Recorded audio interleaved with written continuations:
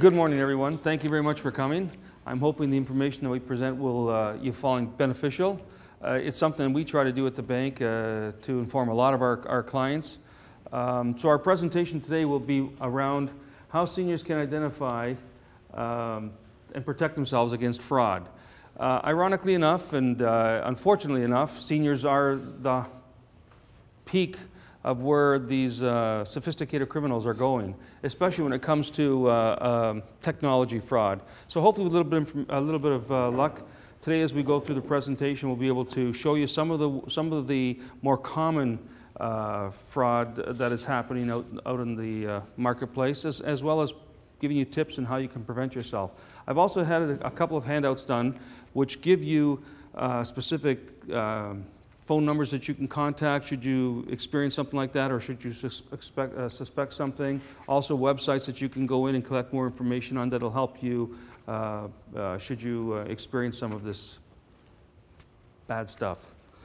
All right, so let's get started. The topics that we're going to cover today is who is vulnerable, why seniors face a greater risk, why do people steal, what are some of the most common types of fraud, how to protect yourself, reporting a fraud, resources, and what RBC is doing to help. Basically, we've invited you folks specifically, or when we were invited to do this, and it was going to be more specifically towards the seniors, we felt really this was something we needed to do. It's becoming more and more common, and we wanted to make sure we provide as much information out to the public as we possibly can, regardless if you're an RBC client or you're not. I mean, if you're not comfortable with some things that are happening to you, definitely go and speak with your financial institution, because they generally have resources that can help you, or at least give you information that can guide you. And that's really the intent behind this. So who is vulnerable? Basically, everybody's vulnerable. People who are dependent on others for care and assistance, people who are somewhat isolated and have contact with a limited number of people in their daily lives, people who are experiencing a big life change, such as a loss of a spouse, retirement, or illness, which may affect their social patterns.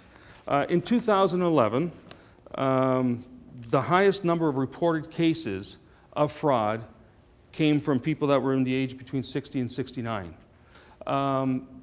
And the highest report of dollar loss came between the ages of 50 and 59. So you can see that this is where the fraudsters out there are targeting, because of the fact that, and we'll get into it more as we go along, seniors for the most part, or people at that age level at the most part, have more time on their hands and are, have developed a little bit more as far as assets and finances to back themselves up.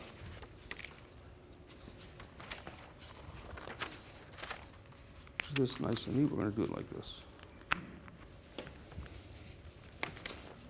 Okay, so why seniors face a greater risk? More leisure time, financial concerns, tends to be more trusting.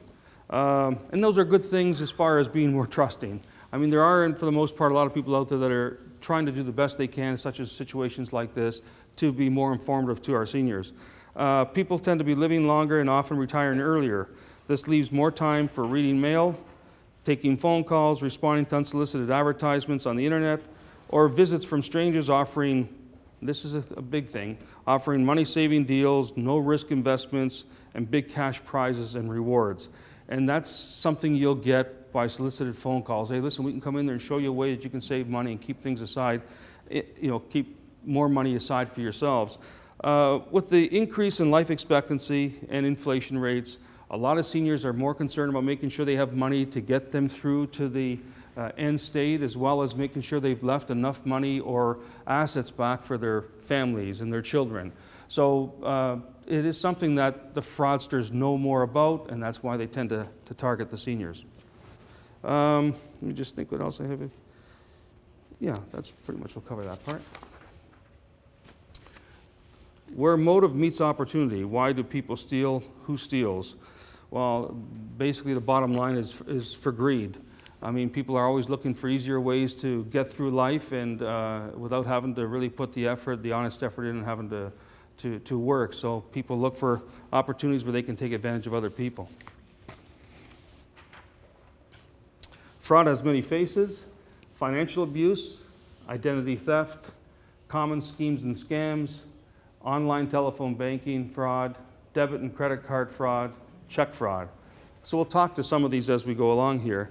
And again, in a day where we have a lot of technology available to us and a lot of us are using technology, the fraudsters are also becoming more and more sophisticated with technology as well, and in ways that they can try to manipulate people who are using technology. We'll start with financial abuse. So the misuse of a person's money or property, usually a person in position of trust. As people get older, and you get, sometimes you don't get, you're not feeling as well as you can, or you need assistance in getting your everyday banking done, or even dealing with some of your financial obligations, you turn to somebody of trust who can help you through it. And a lot of people turn to power of attorneys. And power of attorneys are a great thing. For the most part, they're very, very useful and very helpful, especially to seniors. The unfortunate thing is that a lot of people who are put in those positions of trust tend to be the ones that you have to be very careful with. So our history shows that where we've run into a lot of our issues are with the power of attorneys taking advantage of their so-called power. A lot of times some of the things that we notice is that they start by being involved in paying bills for you and whatever the case might be, and then they sort of take money for themselves to cover their gas expense or cover whatever the case might be as time progresses by looking after your obligations. The problem is that as time progresses, they start to take a little more. And please don't misunderstand, this is not all power of attorneys. I was a power of attorney for my mother, so I didn't do that. But, and the bottom line realistically is that most power of attorneys are working in good faith for their parents or for their aunts or uncles or for the people that they're very close to. But unfortunately, where we find a lot of misuse of money and power is in the power of attorney. So please be cognizant of that when you're taking on someone that you wish to benefit you. All right?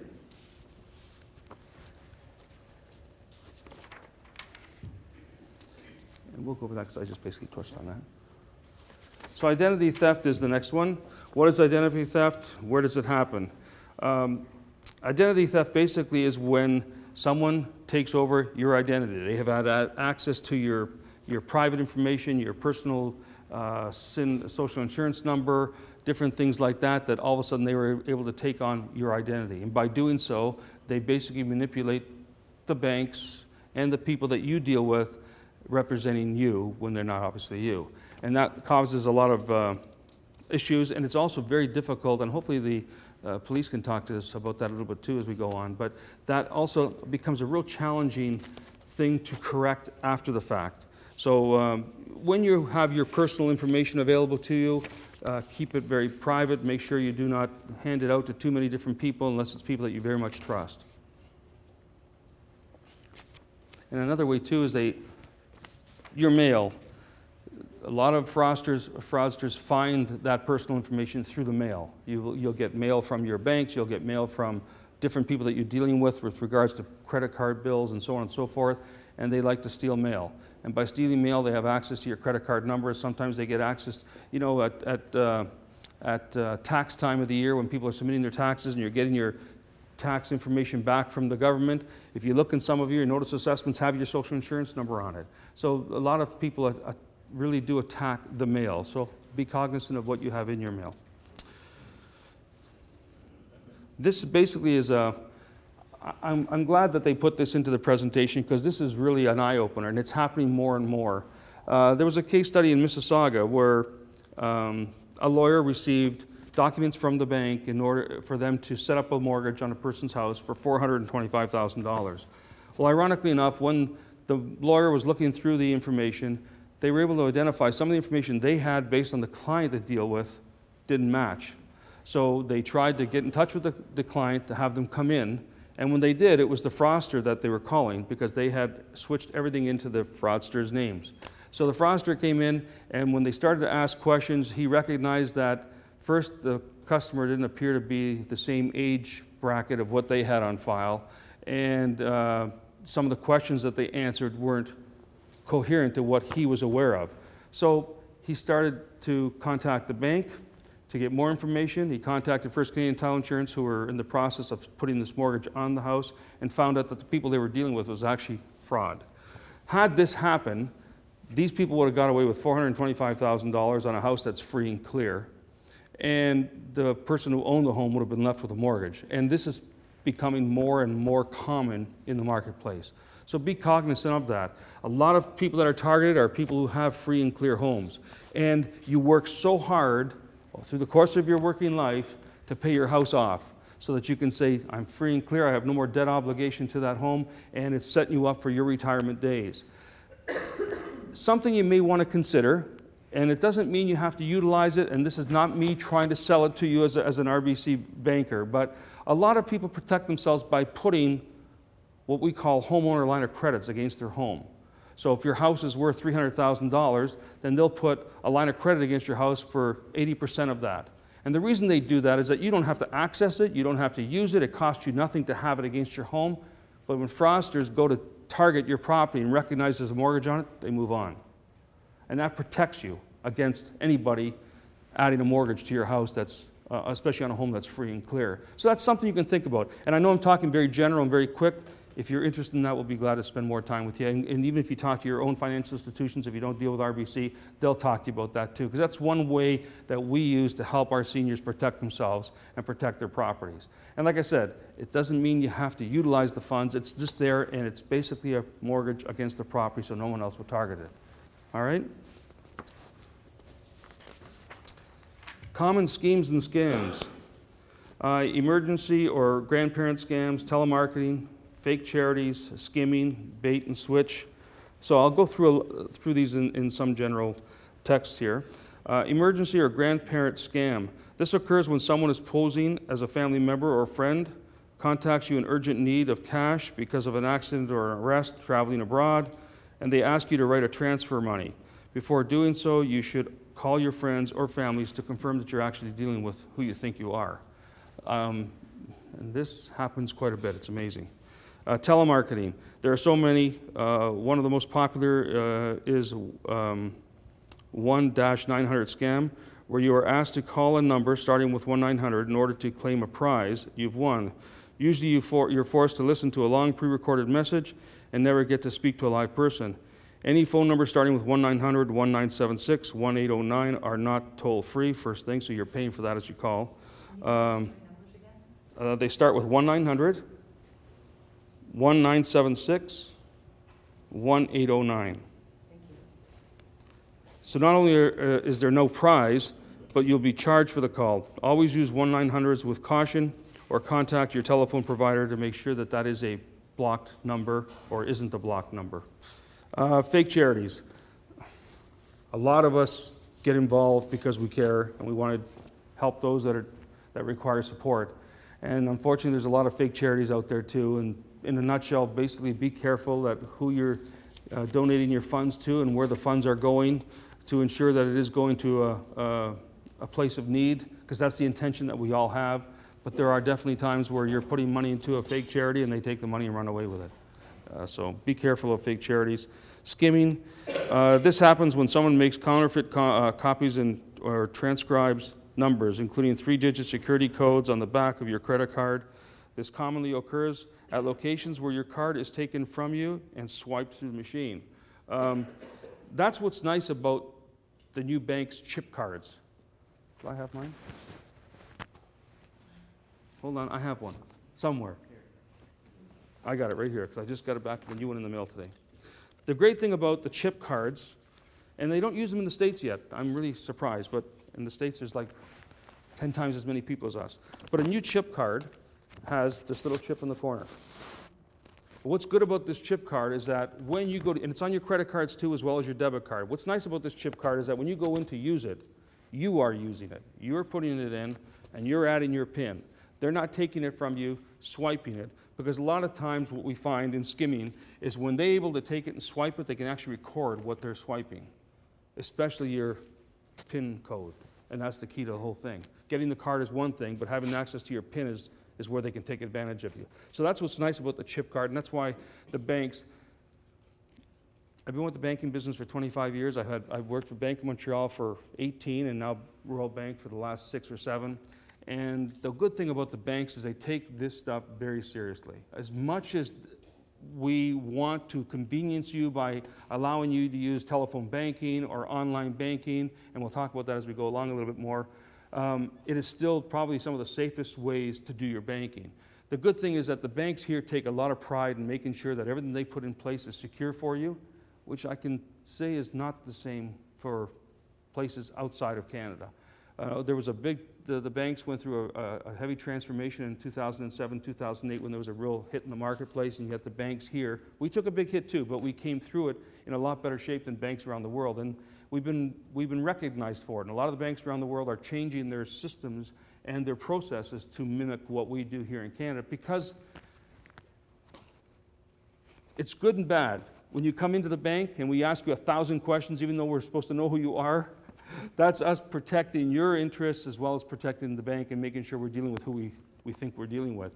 Whereas some of those securities are not in place when you go to outside institutions. So having a chip card is really big, and I'm really surprised because my son now lives in the States because he married an American girl, and they still don't use chip cards, which is really surprising to me. And that is one of the easiest ways to collect fraud, is by having somebody swipe your card.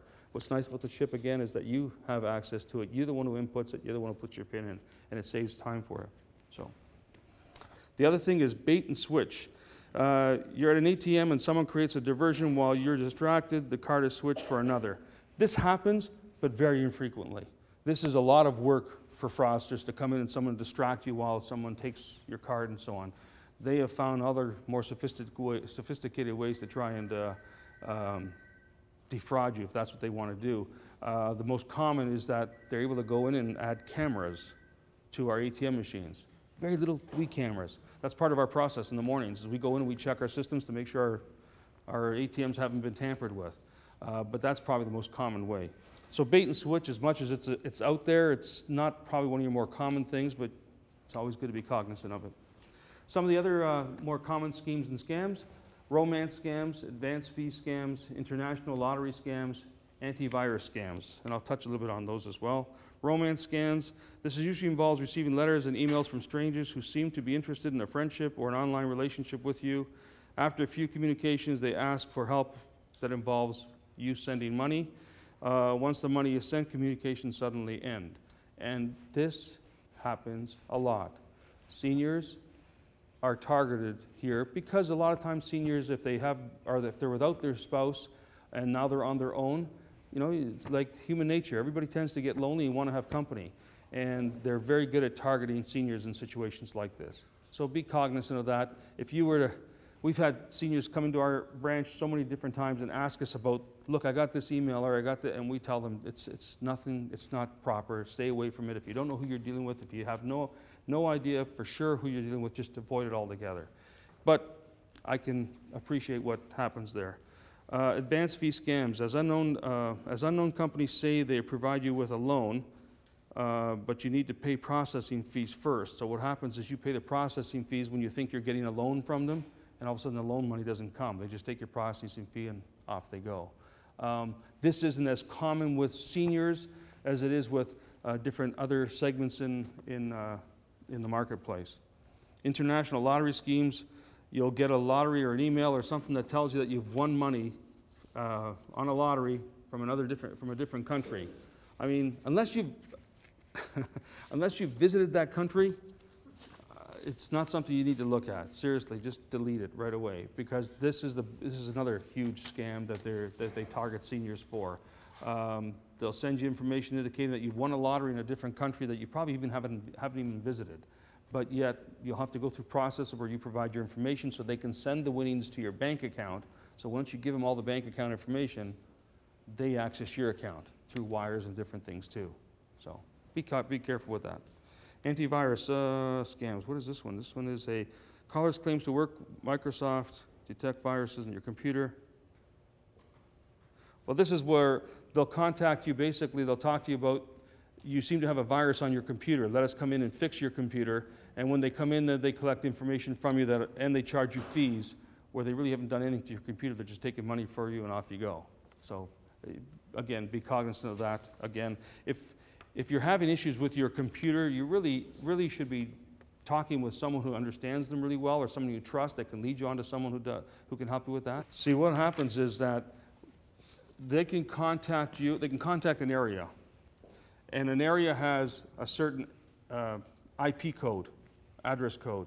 What will happen is that once you go on and bring it up, especially on the internet, your IP address will show up, and they're able to read that through whatever accesses they have to a whole area's worth of people's computers. And that's basically hooking into the, if you have Cogeco as part of your, they're able to hook into a Cogeco line or something like that that will give them a group of, an area of where they can actually get in. And once you click onto your internet, it'll give them an IP code, and then they can actually log in. For example, at the banks, when we have troubles with our systems, we call our technology department. A technology department will ask us our IP address. We give them the IP address of the computer we're working on, and they can hook on and right away see what we're working on and what's causing us issues and what's causing us problems, and they can go in and fix it. They'll claim to be able to do the same thing with you. So be careful with that for sure. A lot of our clients, especially seniors, because they're becoming more and more sophisticated with it, and we encourage them to do online banking. Because with online banking, even if you had a power of attorney, for example, if you have a power of attorney set up for yourself and you're set up on online banking, what happens is you can go into online banking and check your balances, check whatever's going on and going through your accounts regularly. Your power of attorney doesn't control that. So we encourage our clients, especially if they have power of attorneys, to make them sure they're set up on online banking so they can go in every day and check on their accounts. Because generally you go on online banking or you have online banking with your institution, you'll get phishing emails is what they're going to talk about now. And phishing emails is basically a letter that comes to you from your bank saying that, oh, we've experienced that you're going through some security issues. Please go in right now, sign in, so we can recognize what's happening and correct them for you. The bank will never, ever send you an email asking you for your personal information or your PIN number or your PIN card. They just won't contact you that way. They'll always contact you by phone based on the information we have on our systems in the branches. So if our system in the branches isn't up to date, they won't be able to contact you. So if you see an email, let's go to the next screen so they can actually see this one. This is what a phishing email will look like. It looks very legit, looks like it came from RBC. It talks about the fact that the RBC Financial Group and Audit Department has detected a problem with your system or your accounts, and we're requesting you to go onto your system and put your PIN code in or re-verify your PIN code and things like that. And it looks very, very legit. I can assure you these emails are fraud. The RBC will never send you an email. Will never send you an email asking you for information. They'll send you an email to update you on products that we offer and services we offer, but they'll never ask you for personal information. So if you see something like that, you'll know right away that it's fraudulent. And what we encourage you to do, please, if you could, if you come across those, go to your financial institution and let them know. Take a picture of it, photocopy it like this, send it to us or give it to us, because we'll send it off to our legal, and they'll do in our corporate audits, and they'll go through it and try to detect who it is that's sending them out. And we've had some success with that. But I encourage you, phishing is a huge way for fraudsters to try and get into your online banking and collect information from you. And like I said, the banks will send you product and service updates, but they will never, ever ask you for information, your personal information or ID numbers over an email. Never will. Okay? Online and telephone banking fraud. Ponzi, what we just saw there in Ponzi's, Sean will talk to when we talk about investment frauds. He's a specialist on he's an investment and retirement planner, and he deals with a lot of those. So as time goes on, he'll come up and talk to you about those. Is that there now? We're there now? Oh, yeah, we'll do this after. So again, this is Sean Ilyats. He works for us as an investment and retirement planner. He deals with a lot of seniors, and he goes through a lot of situations where we're going to be talking about now, especially on the investment side and the frauds that you experience on the investment side. Sean can talk to you more for you. All right? Great. Good morning, everyone. Well, Frank will be back to talk some more, but I'm just sort of inserting myself into Frank's presentation because it's, I'll be talking about fraud that relates to investments, and that's what I do for a living. As a financial planner, my job is to help people to ensure that their money's working as hard for them as it can, because we work hard all our lives to earn and save up the money that we have, and so it's important that when we get to our retirement years or our golden years, that our money's working hard for us. And fraud is, it doesn't allow our money to do that for us anymore. It takes our money away from us, or it's basically it's people stealing our money, right? So so I'll talk about some ways that this happens that you may be able to identify with, or hopefully we'll be able to prevent from happening. So investment fraud basically is when an investor is recruited to buy or sell an investment product on the basis of false or deliberately misleading information about that vehicle. So basically you're being asked to buy something that is not what it claims to be. So it's an investment that is not officially recognized by the government, it's not legitimate, and you're putting yourself at risk basically if you buy this, that you may lose your money. It could be a stock that is misstating their financial information, which has happened. There's been those kinds of frauds before. It could be a stockbroker who's just blatantly stealing the money of their clients and not actually investing it, using the money for their own purposes, and then possibly preparing false statements that show what's happening with the investments. It could be, well, I guess if we move on, I'll get into a couple more of those more common situations that we've seen before. So a pyramid scheme is one where, so it all basically boils down to your money's being taken and it's not actually being invested legitimately, it's being used for something else. So in a pyramid scheme, I don't know if any of you have encountered or heard about this sort of scheme before. Basically, an investor's money is being taken and used to pay back people who have invested previously. So the organizers of the scheme are taking the money and using it for their own purposes, and then they're reimbursing original investors with money that's coming in from future investors. Then a Ponzi scheme is sort of a different variation on the same thing, where the organizers of the scheme are putting together an elaborate situation where they're presenting the opportunity as one thing, but in reality it's a scheme where they're taking the money and using it for their own purposes, and some of your investment may come back from other investors and may not. Let's see, then there's pump and dump, which is quite an elaborate scheme where false stocks or bonds or investments are created and investors are recruited to put money into them because of the promise of very high returns or profits, when in reality the investment doesn't even exist. So the money is basically taken to buy this investment, and then the company that you've invested with disappears, or it turns out that the stock has been delisted or the company has gone out of business. It's about attracting investors to invest in something that doesn't even really exist. And the advanced fee schemes we talked about before, and affinity fraud, which is based on a position of trust, essentially. Next, a little bit more detail about Ponzi schemes. It's usually, like I said, guaranteed, so-called guaranteed rates of return that are exceptionally high. So that sort of brings, I guess, the warning that if something seems too good to be true, it often is. So you need to be careful about that. There's claims of little or no risk to investors. So I've heard many times clients of mine who have said, you know what, I've got this opportunity that I need to take out my investments because I'm going to go put it into this other guaranteed investment that's guaranteed to give me 10% per year with no risk. Be careful about those. Then there's no detailed statements. So this is a company that maybe you haven't heard of before, and that they haven't got the paperwork that verifies who they are. There's pressure.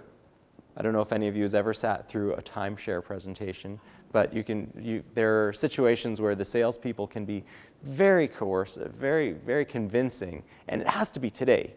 They say, if it doesn't happen today, time-limited offer, and if you have to decide today. So that's a red flag to be aware of.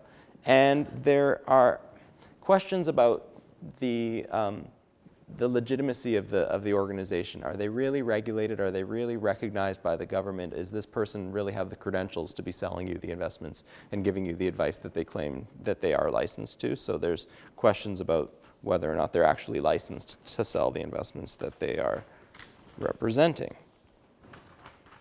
So red flags to be aware of are above average rates of return. So, you know, there's no such thing as a free lunch. If someone claims that they can do much better than the markets or much better than what you've seen before, be careful. Unusually consistent rates. I don't know if you remember the name Bernie Madoff. He was one of the notorious organizers of a Ponzi scheme. That he's in jail now, I believe. And he attracted lots of celebrities and their money because he promised that he could get very high rates of return, and he had the track record to show that he had given these rates of return over the past few years, but the way he did that was by taking money from other investors to pay back the original investors. And there's pressure to reinvest your money because the organizer of the investment doesn't want you taking your money out because, well, they've already used it to pay off other investors. So red flags to be careful if there's pressure to reinvest. That's coming up later on. Unregistered investments, as I mentioned. Unlicensed sellers, as I mentioned. Limited time offers, again, that comes down to the pressure of having to decide. Pressure to reinvest. Secretive or complex strategies. Warren Buffett is one of the, the investors that most people recognize as being, one of the gurus of investing. And he often says that if you don't understand what you're investing in, if you can't explain in simple language what it is that the company that you're being asked to invest in does, chances are you shouldn't be investing in it. If it's too complicated that you can't even understand it or explain back to your friends after you've made a decision what you've invested in, there's a very good chance. It's not for sure. If something is complicated, then it must be, illegal. But there's a chance. If you can't understand exactly what it is, there's a chance that someone's trying to pull a fast one on you. No paperwork. It's very common with these kinds of schemes that you don't get regular statements showing what your investments are invested in and how the investments have done. So that's another thing to be aware of. And if there's not the opportunity to receive regular income from the investments. Basically, what's most important to us at the Royal Bank, but myself individually, is that you're dealing with a company that you can trust and with an advisor or someone that you feel that you can trust. And that when you ask questions, they give you straight answers that you're comfortable with. So I hope that's the case for all of you. I hope that you're all receiving very good advice and that you're getting your questions answered. I hope that you're asking lots of questions, being aware of what the risks are. Some other ways to prevent this kind of investment fraud. I've got my note here somewhere. Where is it? This one here. Is don't make the decision right away. If they say you have to decide today, that's a warning. Step back and say, well, no, I'm not ready to make that decision today. I'm going to give it some time. I'm going to talk to my family and do my homework and look up and see whether or not this is really something that I can trust. Avoid anything a situation where they're lacking documentation. If they don't have the paperwork to show you what it's all about, that's a warning. Pay close attention to your account statements to see if there are any errors, if there are any inconsistencies, and if there are, bring them to the attention of the people that you're dealing with. Don't act right away. Watch out. Ask lots of questions. And basically my hope for all of you is that you're receiving very good advice regarding your investments. If you're not totally happy with the advice that you're receiving, well, of course, I'd be happy to offer a second opinion. We're always available. But our main concern is just that everyone be aware of what the risks are, make sure that you're looking out for them, asking questions, and that you protect yourselves, and let us help you if we can. I'll pass back to Frank to continue with his portion of the presentation. Thanks. Thanks, Sean. We're just going to continue on a couple other different ones. On the investment side, I felt really would be important that Sean explain some of his experiences because I think it makes more of an impact. Moving on, online and telephone banking, as we talked earlier before, online banking, never share or write down your username or password. Use unique passwords. I have a hard time with this. I'm a banker, and I'm supposed to be changing my password every month. On our computers in our office, they have us change them every 15 days. It's hard. It's hard to keep coming up with unique passwords. And I mean, if you say that I told you this, I'll deny I said it. But if you come up with a real good, unique password, and try not to tie it into your birthday,